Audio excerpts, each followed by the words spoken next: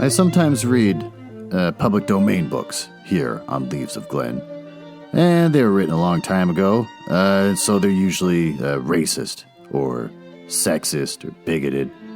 But in there somewhere and all that is a story, and that's why those stories are famous. Other times, I read works from independent authors, and they're delightfully not racist, but they might have adult language or adult situations. So that's your warning, but I'm sure you are grown up enough to handle it. Don't write to me complaining. Well, what's important to you when you don't leave the house because of work, and you don't leave the house because your kids are over and you gotta sit around taking care of them. And then when your kids aren't around, you actually got free time, you make plans with friends and they don't work out. So what becomes important to you? Well, getting out of the house becomes important to you. So I've been trying to lose weight and walk around a lot and dieting. These are the things that I occupy my time with because it gives me a sense of purpose and I don't feel like I'm living in a limbo and that I'm going slowly insane.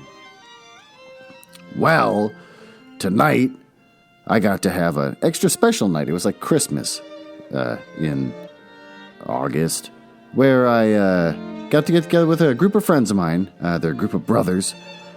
I knew one in 5th grade, and then all through junior high and high school and college. But he's got an older brother, and he's got 2 younger twin brothers. And I became an honorary family member of theirs, as declared by their dad one night when he was drunk. So they had a reunion because one of the twins came back to Minnesota. And so he's back, and they had kind of a reunion thing. And isn't that nice? So they invited me over, and I got to go there, and I got to eat hot dogs and sit around and chat. And so one of the things we like to do with each other is make fun of each other. Make fun of how we look, how we talk, decisions in our lives, what our kids are like. And we just go back and forth and back and forth. And it involves a lot of shouting. It's called doing the numbers, I think is what it was once called a long time ago, when you just sit around making fun of your friends and it's all good-natured and everyone enjoys it. But because of all the shouting, I think my voice is a little hoarse now, so I probably don't sound my best, as if these podcasts are some sort of example of a beautiful performance voice, but still, I think I'm going to sound more grovelly and gross than I normally sound. But I had a good night, and it was a nice little break. Oh, I get to feel like a normal human being. I have to shower like crazy and wash all the disease off me, but still, even in the midst of a pandemic, a man can feel like a man again, which is how I feel right now. So, with that, let's dive into the next couple chapters of the adventures of Tom Sawyer.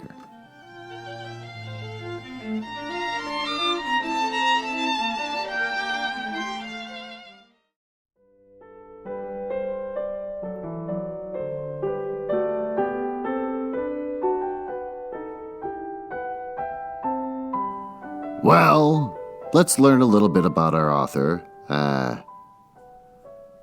Did you know, from yourdictionary.com, that Twain often drew from his life in his writings?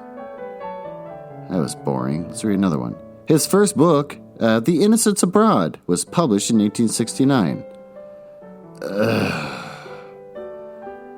Just boring. Let's go back to John F. Kennedy from whatthefact.com. This is good. Number 8, death cause. On November 22nd, 1963, Kennedy was shot in the throat, in the upper back, and in the head, which led to his death. Well, that's exciting.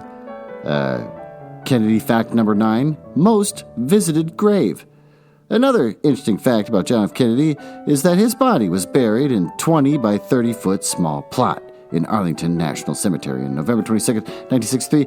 And it's interesting to know that over a period of 3 years' time, from 1964 to 66, around 16 million people visited his grave. Well, that's exciting. So, with that, let's dive into the next couple chapters of this book. Chapter 19. Tom arrived at home, in a dreary mood. And the first thing his aunt said to him showed him that he had brought his sorrows to an unpromising market. "Tom, I have a notion to skin you alive." Auntie, what have I done?" "Well, you've done enough. Here I go over to Sirenny Harper, like an old softy, expecting I'm going to make her believe all that rubbish about that dream, when lo and behold, she'd found out from Joe that you was over here and heard all the talk that we talked that night. Tom, I don't know what is to become of a boy that will act like that. It makes me feel so bad to think you could let me go to Sirenny Harper and make such a fool of myself and never say a word." There was a new aspect of the thing. His smartness of the morning had seemed to Tom a good joke before, and very ingenious. Oh boy, this is going to be a long night. It merely looked mean and shabby now. He hung his head and could not think of anything to say for the moment. Then he said, "Auntie, I wish I hadn't done it, but I didn't think." "Oh, child, you never think. You never think of anything but your own selfishness. You could think to come to all the way over here from Jackson's Island in the night and laugh at our troubles. And you could think to fool me with a lie about a dream, but you couldn't ever think to pity us and save us from sorrow." "Auntie, I know now it was mean, but I didn't mean it to be mean. I didn't, honest. And besides, I didn't come over here to laugh at you that night. What'd you come over for then?"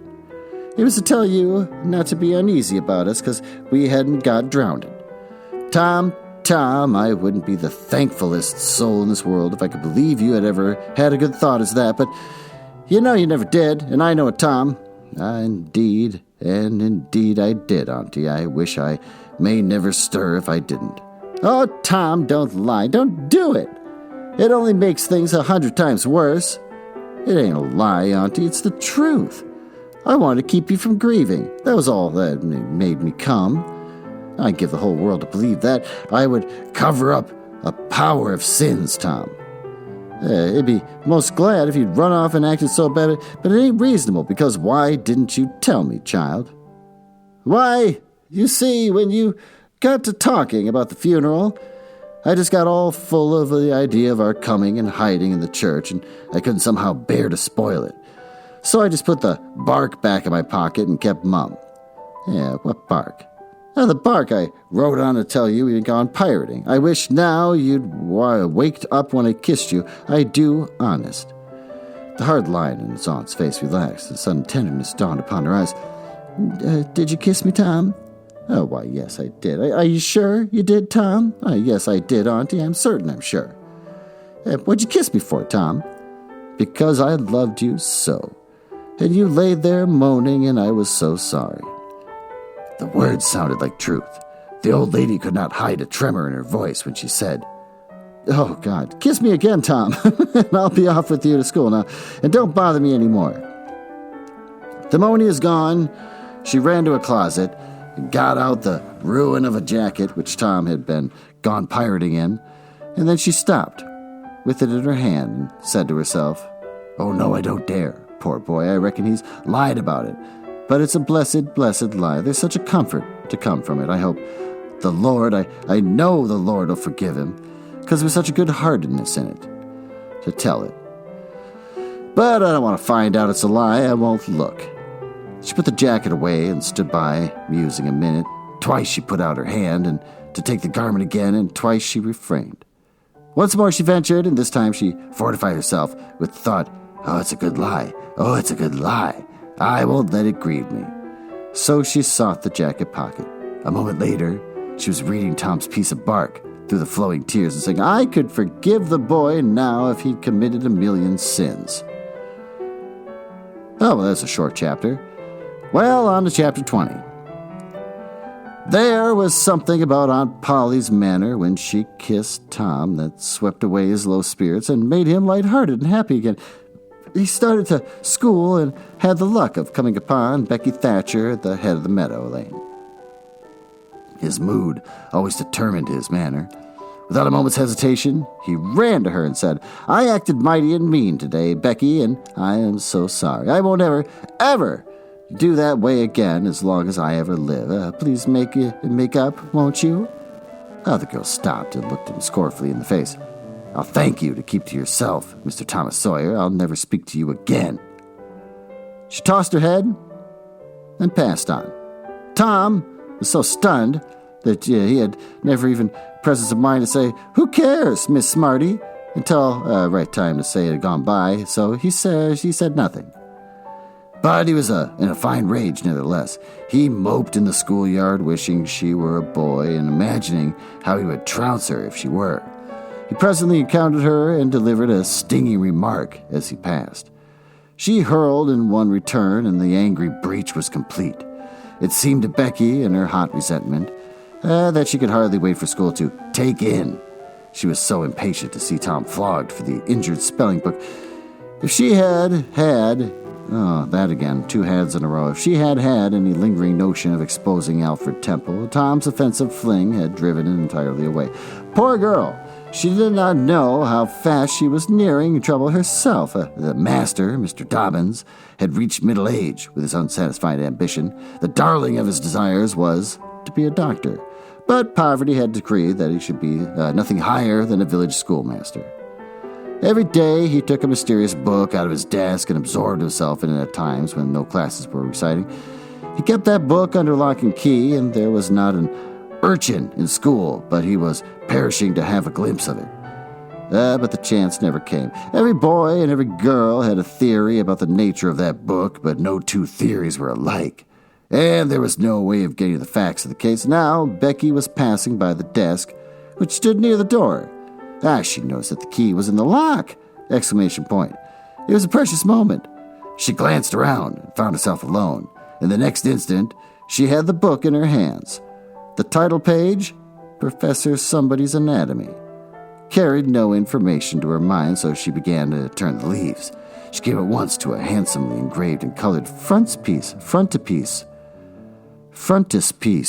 Well, let's look that up.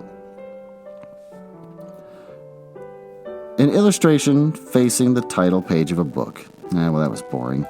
A human figure, stark naked. At that moment, a shadow fell on the page, and Tom Sawyer stepped in at the door and caught a glimpse of the picture. Becky snatched at the book to close it, and had the hard luck to tear the pictured page half down the middle. She thrust the volume into the desk and turned the key, and burst out crying with shame and vexation. "Tom Sawyer, you are just as mean as you can be, to sneak up on a person and look at what they're looking at." How could I know what you were looking at, anything? You ought to be ashamed of yourself, Tom Sawyer. You know you're going to tell on me, and what shall I do? What shall I do? I'll be whipped, and I never was whipped in school. Then she stamped her little foot and said, "Be so mean if you want to!" I know something that's going to happen. You just wait and you'll see. Hateful, hateful, hateful. And she flung out of the house with a new exposition of crying. Tom stood still, rather flustered by his onslaught. Presently said to himself, what a curious kind of fool a girl is. Never been licked in school? Shucks. What's a licking? It's just like a girl. They're so thin-skinned and chicken-hearted. Well, of course I ain't going to tell old Dobbins on this little fool, because there's other ways of getting even on her.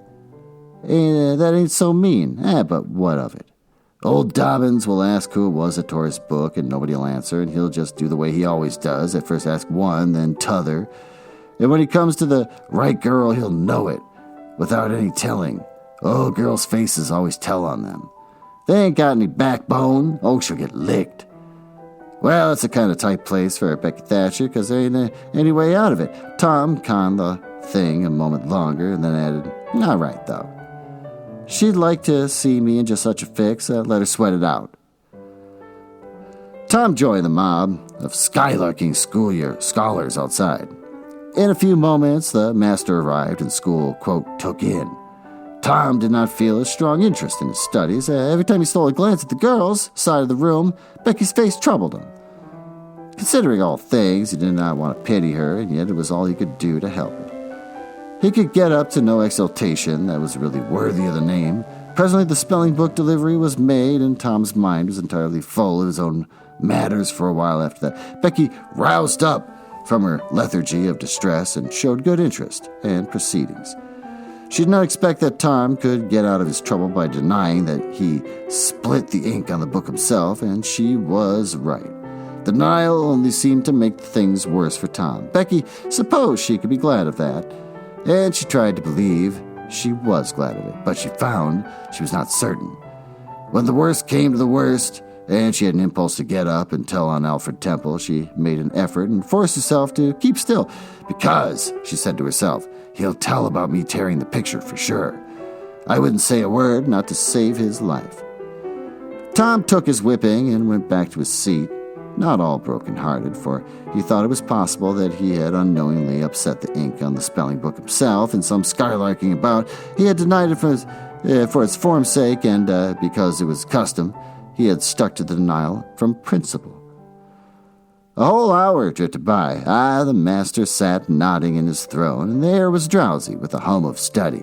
By and by, Mr. Dobbins straightened himself up. He yawned and unlocked his desk and reached for his book, but it seemed undecided whether to take it out or leave it. Most of the pupils glanced up languidly, but there were two among them that watched his movements with intent eyes. Mr. Dobbins fingered his book absently for a while and then took it out and settled himself in his chair to read. Tom shot a glance at Becky. She had seen a haunted and helpless rabbit look as she did, with the gun leveled at his head. Instantly, he forgot his quarrel with her. Quick! Something must be done. Done in a flash, too. This is where my voice is falling apart. But the very imminence of the emergency paralyzed his invention. Good! He had an inspiration. He would run and snatch the book, spring through the door, and fly. But his resolution shook for one little instant, and the chance was lost. The master opened the volume. If Tom had the wasted opportunity back again, too late. There's no help for Becky now, he said. The next moment the master faced the school. Every eye sank under his gaze. There was that in which smote even the innocent with fear. There was silence. While one might count 10, the master was gathering his wrath. Then he spoke. Who tore this book? There was not a sound. One could have heard a pin drop, though the stillness continued.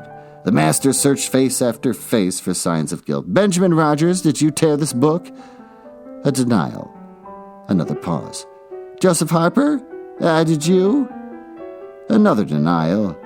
Tom's unceasingness grew more and more intense under the slow torture of these proceedings. The master scanned the ranks of the boys and considered a while, then turned to the girls. Amy Lawrence? A shake of the head. Gracie Miller? The same sign.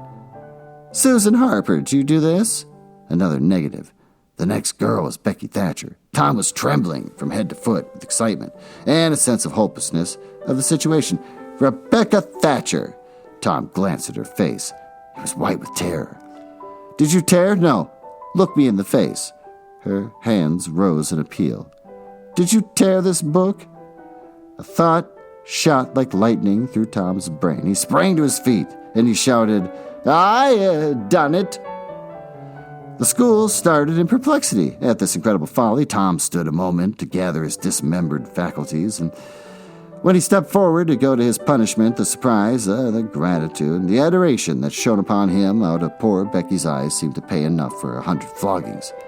Inspired by the splendor of his own act, he took without an outcry the most merciless flaying that had ever Mr. Dobbins had administered, and also received with indifference the added cruelty of a command to remain 2 hours after school should be dismissed.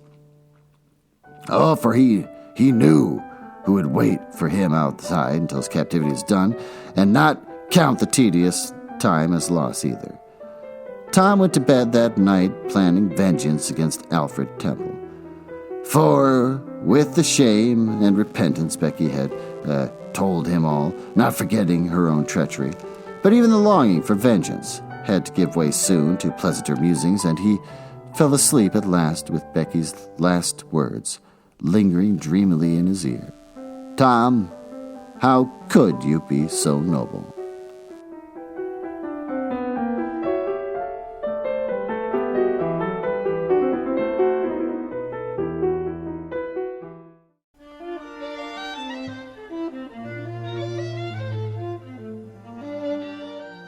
Short and punchy, short and punchy. Oh, I love how Mark Twain writes. Is all the chapters are so short and concise. 20-minute long episode here because beautiful short chapters. Well, what do we learn from this? We learn that Tom is a liar with a heart of gold. Yeah, he lies, but his aunt learns to love him anyways. Why? Because he'll kiss her on the lips, which is kind of weird. Like, I haven't kissed my kids. I have 2 daughters. I haven't kissed them on the lips in I don't even know how many years. You just kind of reach a point where they're too old to do that. It's just weird. But he does it, and boy, his aunt loves him. So, he's a liar with a heart of gold, and then he's a nobleman, because Becky Thatcher is in trouble for trying to look at nudes from the teacher's book at school. And she ripped a page, and so he's going to take the fall for her and gets a whipping and has to stay after for 2 hours after class. Noble. He's had a good night. He goes to bed thinking about how it's been a great day. How do I tie this in with what I said? Well, I had a good day. And I guess I'll go to bed tonight thinking sweetly and softly of how people made fun of me that I hung out with, but in a good-hearted manner. Doesn't really seem the same, but I didn't really produce any kind of major sacrifice to have these good feelings, but I have them nonetheless. So, kind of a dud as far as that goes, but cute story nonetheless, and so I will be recording again later this week. Thanks for listening.